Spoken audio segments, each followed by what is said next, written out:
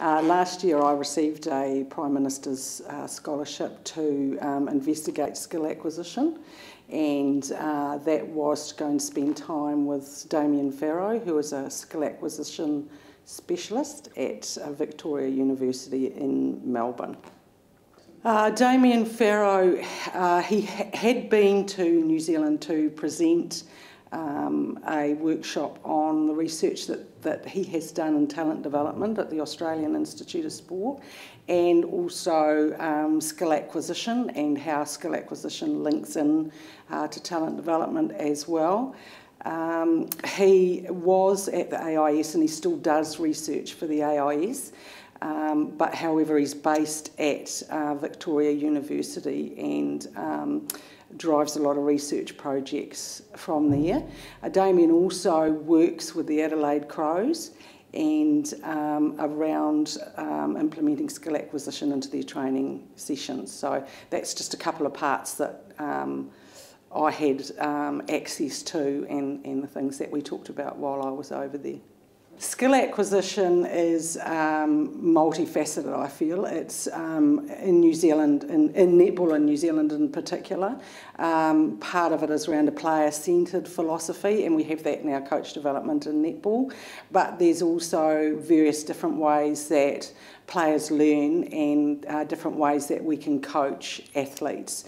And that going to Australia to spend time with Damian was more about finding more out about skill acquisition, basically.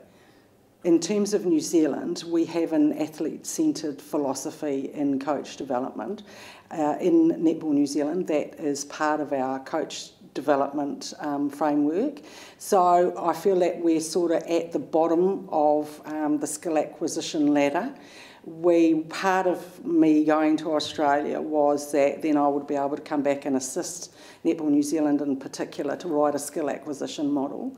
So part of the Prime Minister's scholarship is that you come back, prepare a report, and that you report back to your own sport. And I will be doing that in November at the franchise coaches meeting. So then it's going back into netball. It also, once that is usually produced basically, then we're quite happy to share that with other sports. I guess one of the things that I've learnt probably as I've continued to coach is that everything that you do has to be about your players. It's what your players need. So, and that's all part of the going off on the skill acquisition search as well, that it's not about me, the taskmaster, it's about what they need and how I can fulfil that need. So I've always been mindful of that. I guess the passion, when you're coaching, it's that passion that keeps driving you on and want to make you better and search out those different ways that will make you better or more effective as a coach so that you can fulfil those players' needs basically.